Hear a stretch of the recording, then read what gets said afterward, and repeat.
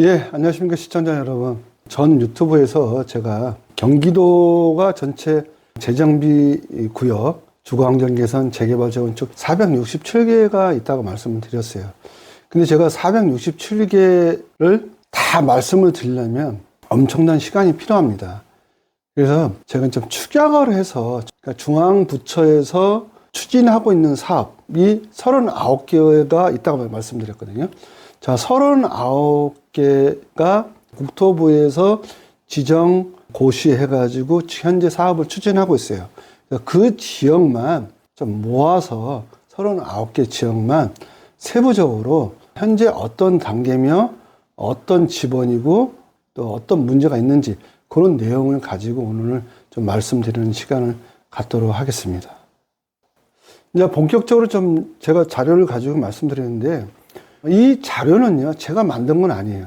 저는 제가 안 만든 자료를 제가 만들었다고 주장하지는 않아요. 제가 만든 자료가 아니고, 여러분들도, 우리 시청자 여러분들도 경기도의 그 사이트에 들어가서 보시면 이 자료를 보실 수 있어요.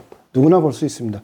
근데 찾기가 어려울 뿐인 거예요. 전문가가 아니시기 때문에. 저는 이제 재정비 촉진 지구라든가 재개발 재건축, 주거환경 개선, 이런 게 제가 전문가잖아요. 전문가이다 보니 정부 기구나 정부 사이트에 들어가서 쉽게 찾아볼 수 있는 그런 스킬을 가지고 있을 뿐인 거예요. 서울시가 발표한 자료든 경기도가 발표한 자료든 그 자료를 그대로 인용을 합니다.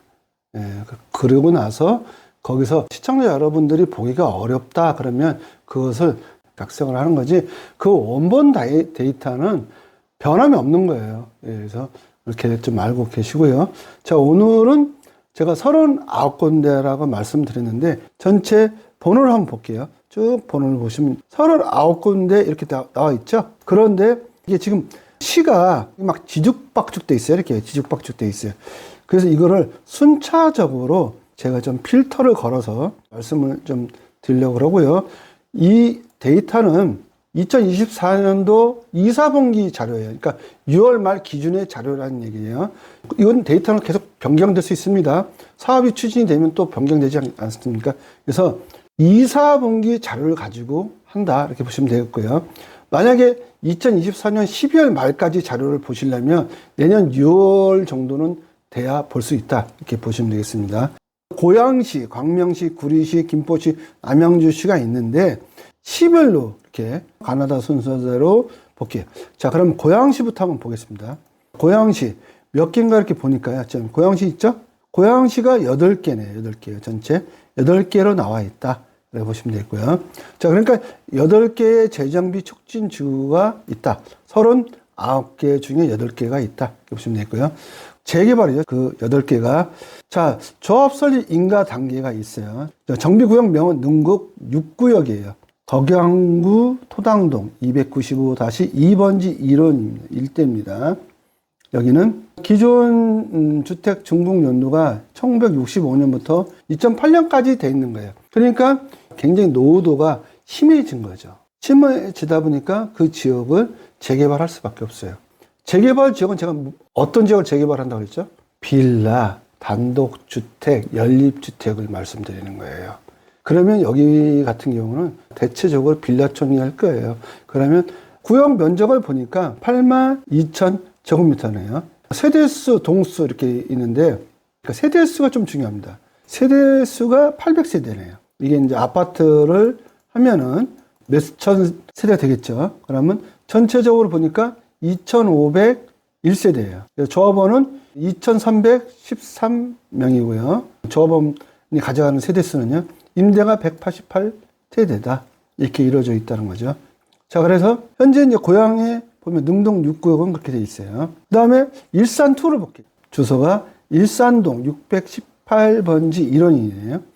면적은 11만 제곱미터네요. 11만 제곱미터고, 여기서 보면 기존 주택은 653세대수로 돼 있네요. 여기도 보니까 1925년부터 2007년도네요. 여기는 능곡 6구역보다 더 심하네요. 1925년부터 있으니까. 그러니까 노후도가 상당하게 진행된 지역이다, 이렇게 보시면 되겠죠. 자, 그러면 기존 세대수입니다. 653세대로 이루어져 있고요. 사업 시행수는 아까 면적이 크다 보니까 역시 크네요. 3151세대예요. 조합원은 2794세대를 가져가는 거고 임대가 357세대네요. 네, 이렇게 이루어져 있다. 이렇게 보시면 되고요. 그 다음에 능곡 2구역입니다. 능곡 2구역. 덕양구 토당동 49-10번지 1원이에요. 14만 제곱미터네요. 아까 일산 2보다는 더 큽니다. 자, 여기 기존 세대수는 2991세대수네요. 그러면 저번도 훨씬 많겠네요. 그러면 전체 사업시행 시대수는 2933세대수고, 분양은 조합원들이 가져가는 게 2602세대네요. 임대가 331세대. 이루어져 있네요. 일산2보다는 오히려 더 적네요. 그 다음에 이제 원당2로 넘어가 볼게요. 자, 원당2가 주교동 596번지 1원이에요. 이 노후도를 보니까 1978년부터 2007년도네요. 아까 능곡2는 1965년부터 2009년인데, 여기는 그래도 1978년도니까 좀, 그래도 좀 낫네요. 기존 세대수는 1285세대예요. 그 다음에 사업시행 세대수 1326세대네요. 조합원 수는 1191세대가 가져가고 임대가 135세대입니다. 일반 분양이 없는 것은 일반 분양이 없는 거예요. 청약통장 가지고 써먹을 일이 없는 거죠. 일반 분양을 안 하니까. 조합원과 임대밖에 없다는 거죠. 그 다음에 이제 능곡 5호로 가볼게요. 관리처분 인가가 났네요.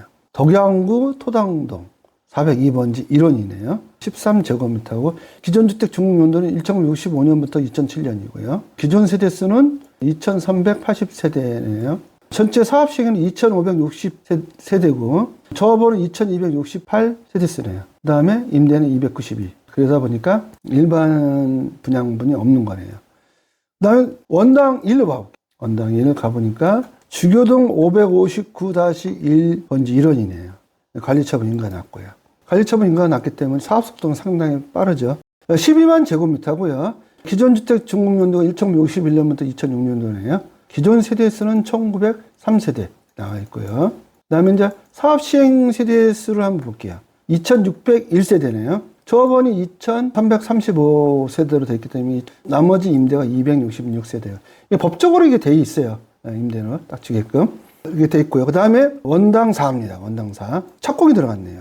성사동 405-8번지 1원이에요. 62,000제곱미터고요. 기존 주택은 1957년부터 2008년도네요. 기존 주택 수는 1138세대고요. 쭉 이제 가봐서 몇 세대를 건립하는지 볼게요. 1236세대인데 여기에 조합원이 490명이에요.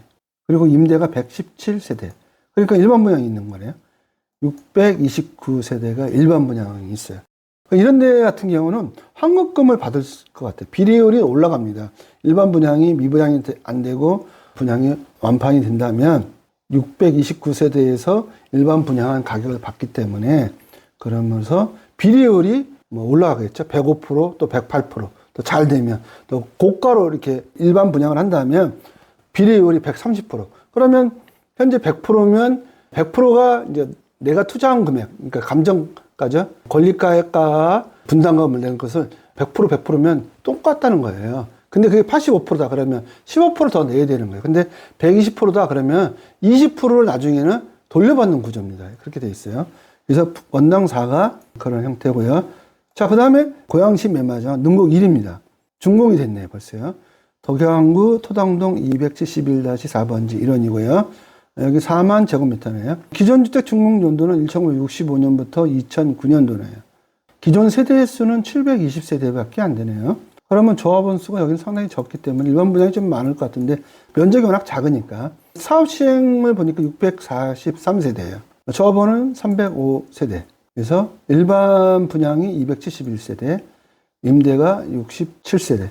사업 규모가 작기 때문에 그런데 그럼 이 중에 고양시 중에 사업성이 좋다 이렇게 이야기할 수 있는 지역이 어디냐고 꼽으라고 하면 저는 이걸 보고 꼽을 수 있어요.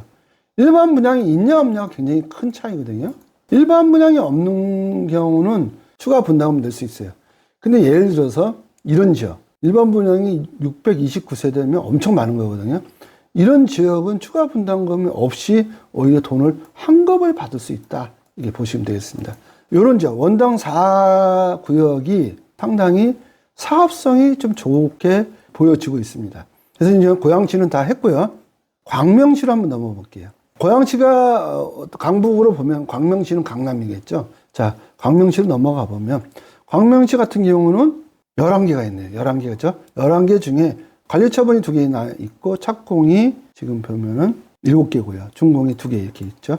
자, 그러면 광명이 보면은 16구역까지 있습니다. 16구역까지 있는데 요 16구역에서 세부적으로 한번 볼게요. 제가 1구역부터 한번 차례대로 그냥 말씀드려 볼게요. 자, 1구역 광명동 9-8번지 1원입니다. 지금 얘가 사전 점검이 들어갔어요. 그래가지고 12월, 내년 3월까지 제가 알고 있기로는 입주 날짜. 여기는 16제곱미터고요. 기존 세대수가 624세대죠. 그리고 쭉 보면 사업시행인가 세대수를 볼게요. 3,585세대. 어마어마하네요. 대단지네요. 조합원이 2,543세대가 가져갔고, 일반 분양이 825세대, 임대가 217세대예요. 그래서 일반 분양 이 정도면 그래도 많은 편이에요. 그 다음에 이제 광명 2구역을 한번 보자고요. 자, 2구역입니다. 광명동 12-2번지 1원이죠. 16만 평방미터네요. 기존 주택은 639세대. 별로 많지 않네요. 자, 그러면 사업 시행 세대수 볼게요. 1구역이나 2구역이나 비슷하네요. 3,344세대 중에 조합원들이 2,422세대 가져가고 일반 분양 754세대. 그 다음에 임대가 168세대입니다. 이거는요, 전체 세대수의 비례율에서 임대가 반드시 있어야 됩니다. 이거 기부 체납하는 거예요. 광명시에. 그래서 이렇게 있다 보시면 되겠고요. 그 다음에 이제 3구역 한번 볼게요. 3구역은 안 보이네요. 네, 없네요. 자, 그 다음에 4구역 넘어가서 4구역은 광명동 88-14번지 1원이에요. 9만 제곱미터고요. 기존 세대수는 390세대. 현재 보면 1957세대예요. 조합원이 1403세대고 일반 분양이 449세대, 임대가 105세대입니다. 여기는 뭐 일반 분양이 있기 때문에 사업성 괜찮을 것 같습니다. 그 다음에 이제 5구역으로 넘어가요. 5구역은 4구역 바로 옆에 붙은 데가 5구역이에요. 자, 5구역 광명동 75-1번지 1원이에요. 11만 제곱미터네요. 자, 4구역, 5구역은 그 광명시장으로 이렇게 붙었어요. 1구역, 2구역은 광명시장은 좀 이렇게 먼데 4구역, 5구역은 광명시장하고 붙어 있기 때문에 입지가 좀 상당히 좋아요. 여기 기존 세대수는 473세대로 나와 있고, 그러면 얼마나 건립되는지 볼게요. 2,878세대네요. 조합원이 2,079세대 가져가고 일반 분양이 654세대고 임대가 145세대예요. 여기도 사업성 괜찮은 거예요. 이 정도면요. 그 다음으로 이제 9구역으로 넘어가 볼게요. 자, 9구역 광명동 275-3번지 1원이에요. 다 착공이죠. 자, 9구역이 이렇게 됐고요. 6만 제곱미터 정도 되고 기존에 273세대고 다른 데보다 면적이 좀 많이 적죠. 자, 그러면 세대수가 어떻게 이루어졌냐 보니까 1498세대예요. 조합원은 880세대 가져가고 일반 분양이 542세대, 임대가 76세대. 여기서 보면 학계가 적으니까 확실히 임대량이 줄죠.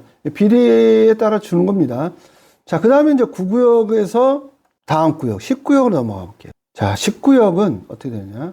광명동 373-3번지 1원이에요. 4만 7천 제곱미터네요. 자, 그러면 여기는 기존 세대 183세대고요. 그 다음에 사업자 전체 세대수는 1051세대죠. 제가 지금 현재 발표한 것 중에 1구역부터 쭉 9구역까지 했는데 10구역이 현재는 가장 적네요. 조합원은 457세대. 근데 일반 분양이 541세대. 면적이 작은데 불구하고 일반 분양이 상당히 많은 편이네요. 조합원 수가 그만큼 적기 때문에 그런 거예요. 그 다음에 임대가 53세대. 이런 경우는 사업성이 굉장히 좋다라고 말씀을 드릴 수 있어요. 자, 그리고 나서 다음으로 이제 11구역으로 넘어가 봅시다. 자, 11구역은 어떻게 이루어졌냐. 광명동 158-403번지 1원이에요. 19만 평방미터죠. 여기는 기존에 887세대고요. 아파트는 4,291세대네요. 엄청 크네요. 현재까지 12구역까지 말씀드렸는데 그 중에 가장 큰 세대네요. 조합원 수는 3,383세대, 일반 분양이 667세대, 임대가 241세대. 규모가 크면 임대 비율이 올라가기 때문에 임대량도 늘어나는 겁니다. 자, 11구역까지 설명을 드렸고요. 자, 그러면 다음에 12구역으로 넘어가겠습니다. 12구역. 그 뒤에 이제 철산동으로 넘어갑니다. 철산동. 철산동 472-267번지 1원이에요. 98,000평방미터고요. 기존 세대수는 482세대. 그 다음에 보면 전체 세대수는 2097세대죠. 조합원이 1285세대 가져가고 일반 분양 706세대. 임대가 106세대로 나타났습니다. 자, 이렇게 나타났고요. 그 다음에 13구역이 없고 14구역이 있네요. 자, 14구역 넘어가 볼게요. 강명동 42-42번지 1원이고요. 구역 면적은 55,000평방미터고요. 기존 세대수는 188세대고, 건립세대는 1187세대고, 조합원이 717세대 가져가고, 일반 분양 408세대예요. 임대는 62세대. 되어 있고요. 그 다음에 15구역으로, 15구역. 광명동 322번지 1원이에요. 58,000평방미터고요. 기존 세대수는 166세대수고, 아파트 건립을 보면 1335세대. 조합원은 783세대 가져가지고, 일반 분양은 477세대다. 임대는 75세대고요. 자, 이제 마지막으로 16구역 보겠습니다. 대망의 마지막 16구역입니다. 자, 16구역은 강명동 304-20번지 1원이고요. 73,000평방미터고요. 기존 세대수는 283세대수로 되어 있고, 아파트 건립은 2104세대. 그 다음에 조합원이 가져가는 게 1037세대거든요. 그 다음에 일반이 932세대, 임대가 135세대 됐습니다. 그래서 광명 같은 경우는 전체를 제가 한번 총 아파트 건립 세대를 한번 합산해 보니까 25,327세대네요. 어마어마합니다. 신도시급이네요, 거의. 25,327세대가 탄생이 됩니다. 자, 그런데 그 이유가 있어요. 왜 이렇게 되는지. 25,327세대가 탄생을 시킬 수밖에 없는 이유가 있습니다. 광명시는 광명동과 철산동이 있어요. 그다음 하안동이 있거든요. 광명시에 철산동과 하안동이 주공아파트로 이루어져 있어요. 주공아파트로 1단지부터 15단지까지로 이루어져 있는데, 자, 이게 25,000세대입니다. 자, 근데 25,000세대가 재건축이 다 도래했거든요. 30년이 다 넘었어요. 어떤 지역은 사업시행인가가 난 지역도 일부 있고요. 자, 그러다 보니까 동시에 철거를 해서 이주를 하려면 어떻게 됐습니까? 광명시에서 수용을 못해요. 광명시에 이주를 하게 되면 다 서울로 가거든요. 그럼 광명시 자체에 존립을 할 수가 없어요. 인구가 다 빠져나가 버리니까. 자, 그러다 보니까 그 하안동 철산동 주공아파트 1단지부터 15단지를 묶어두기 위해서 그 이주 수요를 받기 위해서는 바로 이 지역, 광명동과 철산동의 재개발을 활성화시켜 준 겁니다. 근데 광명동이나 철산동의 재개발 지역 가서 빌라를 보면 빌라들이 그렇게 노후화되지 않았어요. 굉장히 상태가 깨끗하고요. 10년, 15년은 더 쓸 수 있어요. 근데 광명시에서 어쩔 수 없습니다. 왜 이주 수요를 감당을 하려면 대체 부지, 대체 주택을 마련해 줘야 이주 수요가 발생되지 않습니까? 안 그러면 이분들 다 서울로 가면 서울의 집값은 어떻게 되겠어요? 27,000세대가 철산동 하안동의 주공아파트, 5층짜리 주공아파트 허물고 나서 이주 수요가 서울에 가면 27,000세대가 움직이면요, 서울 아파트 가격 저는 폭등한다고 봐요. 그러니까 광명시가 그 대안적으로 노후도는 좀 덜하지만 재개발을 재정비 촉진적으로 선포를 해준 겁니다. 이 지역을요. 그래서 지금 새로운 신도시급 25,327세대가 탄생된다라고 보시면 되겠습니다. 그리고 여기 보면 일반 분양도 있고 조합원들이 다 그 지역에 살지는 않지 않습니까? 조합원들이 이 지역에 100% 거주한다. 그런 건 없어요. 제가 보니까 조합원들이 가져가는 이 세대수가 전체 학과를 볼게요. 세대수가 16,989세대예요. 17,000세대인데 이 중에 조합원들이 재정착률로 그 장소에 그대로 사신 분은 30%밖에 안 돼요. 이게 논문에 나온 얘기예요. 이주민에 대한 재정착률이란 논문이 있습니다. 자, 30%밖에 안 되니까 약 3,000세대. 나머지 그러면은 13,000세대가 세입자를 받을 수밖에 없는 거죠. 전세나 월세나. 그러면 그게 바로 철산동과 하안동의 주공 아파트의 이주 수요가 받을 수 있는 준비를 하고 있다는 겁니다. 이 지역이요. 그래서 광명이 지금 집값이 상당히 무섭게 가파르게 올라가고 있다. 이렇게 보시면 되겠습니다. 이제 구리시로 한번 넣어볼게요. 구리시. 자, 구리시 보니까 두 개 나왔죠. 수택 2와 그 다음에 인창시예요. 수택 2는 관리처분 인가가 났고요. 인창시는 착공이 났습니다. 그러면 수택 2부터 한번 보겠습니다. 자, 수택톤 496-6번지 1원이에요. 14만 6천 평방미터죠. 여기는 기존 주택이 1967년부터 2007년도네요. 기존 세대수는 2503세대네요. 2503세대. 그러면 얼마나 건립이 되는지 보자고요. 3022세대네요. 많네요. 대규모 단지네요. 자, 저번은 1362명이 가져가고 일반 분양이 1506세대예요. 임대는 154세대. 아, 사업성 엄청 좋아지겠습니다. 여기요. 미분양만 안 된다면 환급금 반드시 받을 지역이다. 환급금을 반드시 받을 지역입니다. 수택 2 지역. 그 다음에 인창시로 넘어가 볼게요. 인창시. 수택동과 인창동 이렇게 거의 붙어 있어요. 자, 인창동 289-29번지 1원이네요. 자, 5만 제곱미터, 5만 평방미터네요. 기존 그 주택수는 610세대.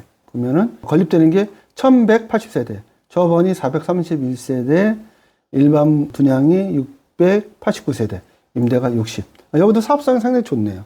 그래서 구리는 두 개가 있다. 이렇게 보시면 되겠고요. 그 다음으로 이제 김포로 볼게요. 김포가 세 개네요. 사업시행가가 하나고 관리처분인가가 두 개가 났네요. 자, 김포 북변 5구역. 북변동 380-8번지 1원이네요. 11만 평방미터고요. 얘는 기존 주택이 1910년부터 2011년이네요. 1910년. 아, 상당히 오래됐네요.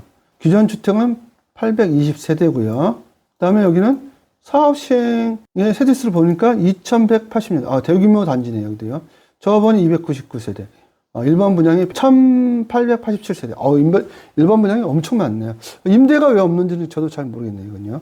자, 그 다음 북변 3구역입니다. 북변 3구역. 북변동 329-2번지 1원이고요.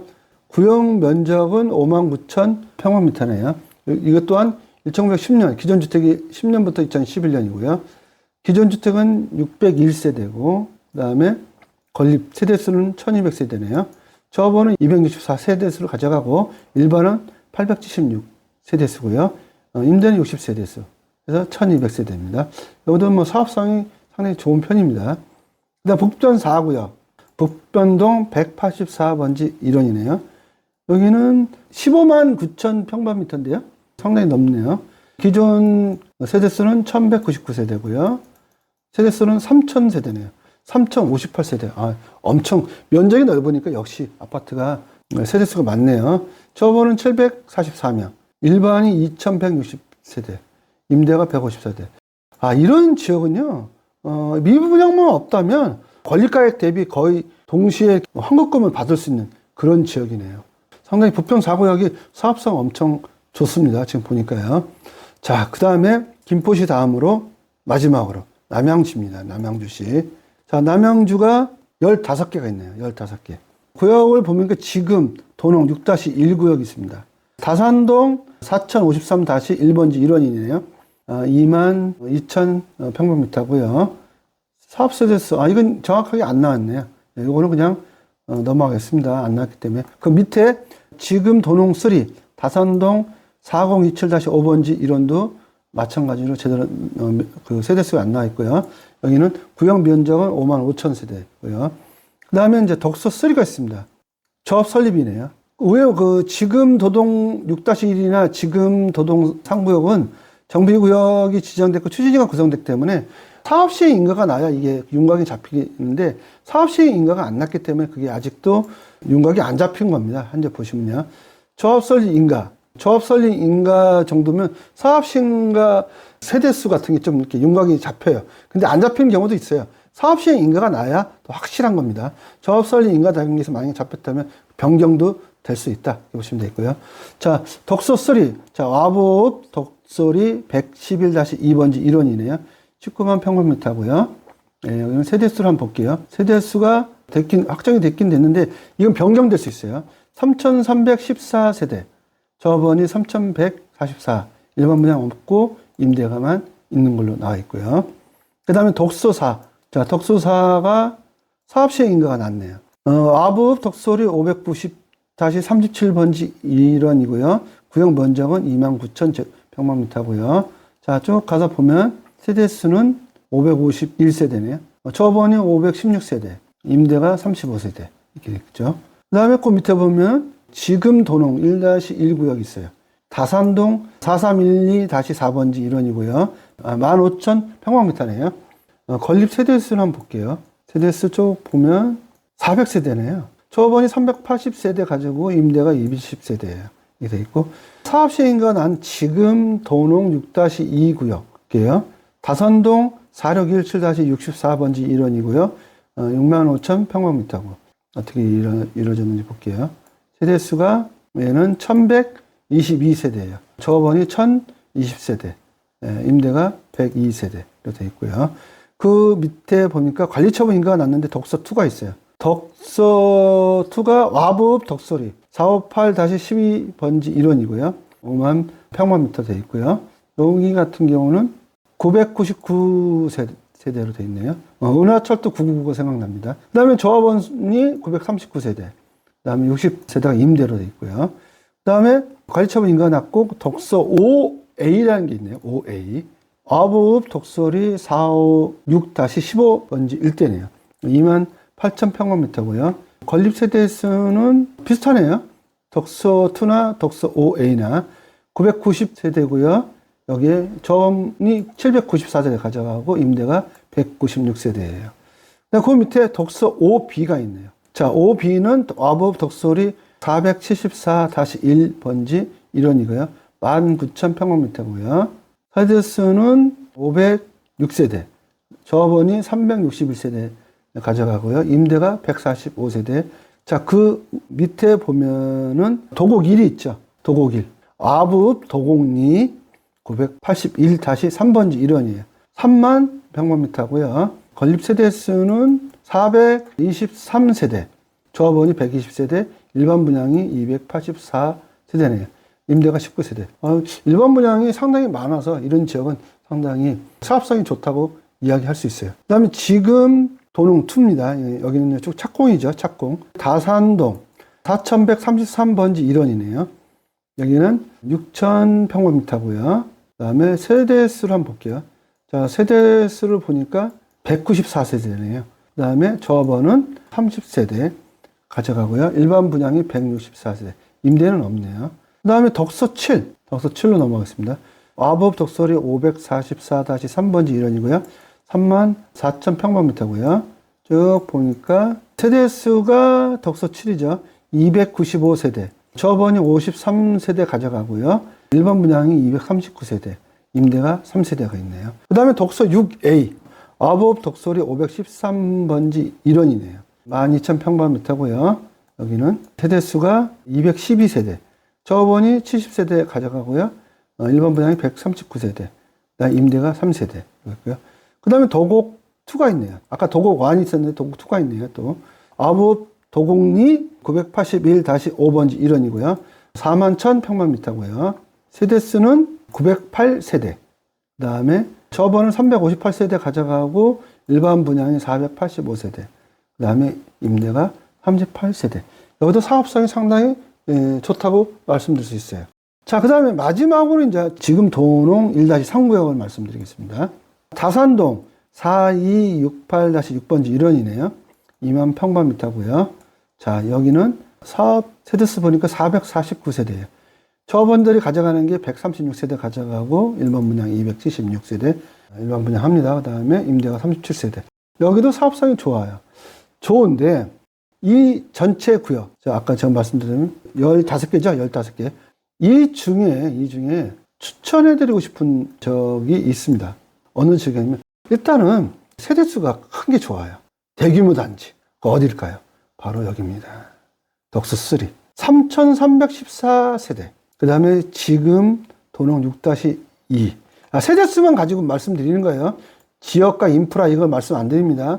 한강이 보이냐 안 보이냐에 따라서 가격 차이는 엄청나게 있고 또 한강이 보이는 단지가 있고 한강이 안 보이는 단지가 있어요. 그 차이는 엄청납니다. 그런데 그냥 단순하게 세대수만 가지고 보면 이런 데가 세대수가 큰 지역이 좋다라고 말씀드리고 싶어요.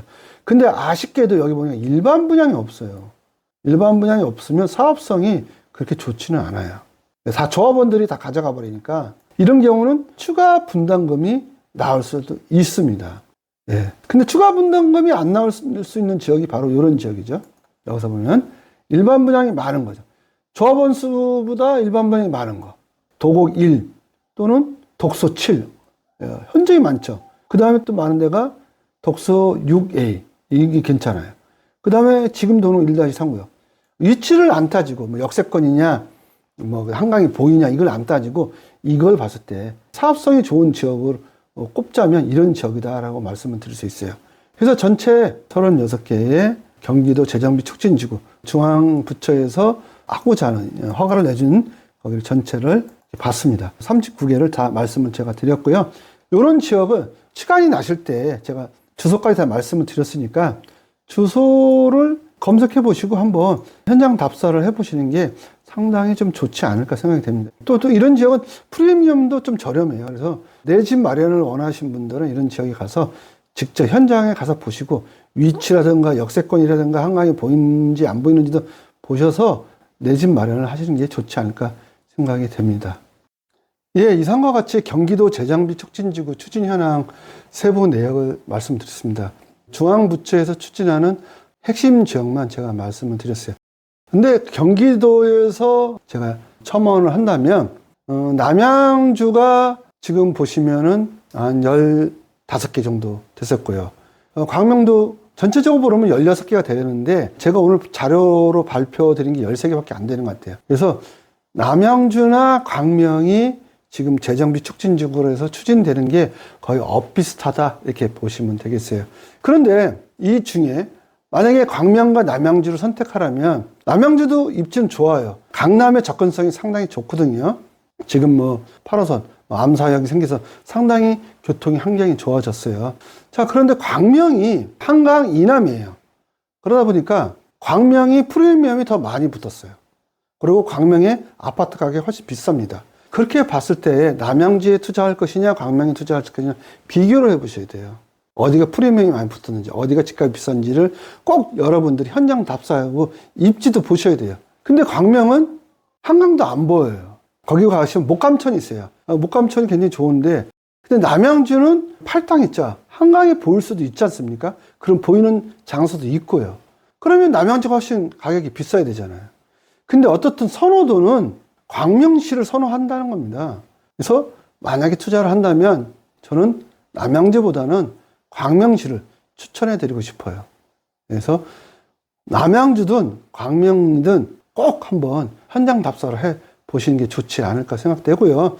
근데 또 어떤 분이 그러세요. 아니, 과천은 왜 얘기 안 하십니까? 이야기하는데, 광명과 남양주를 떠나서 과천시는요, 서울입니다, 서울. 가격이 서울대예요. 비교가 안 돼요, 과천시는요. 그래서 제가 과천을 말씀 안 드리는 거예요. 네, 과천시는 광명시보다 훨씬 비싸요. 경기도에서 가장 비싼 시가 어딜까요? 과천시예요, 과천시. 그 다음에 어딜까요? 성남시예요. 어떤 분은 분당 얘기 안 해서 이렇게 얘기하네. 분당은 성남시에 들어가는 거예요. 그런 이야기 하지 않은 겁니다. 순위로 따져보면 경기도 중에 집값이 가장 비싼 데가 과천시, 성남시, 그 다음이 어딜까요? 광명시예요.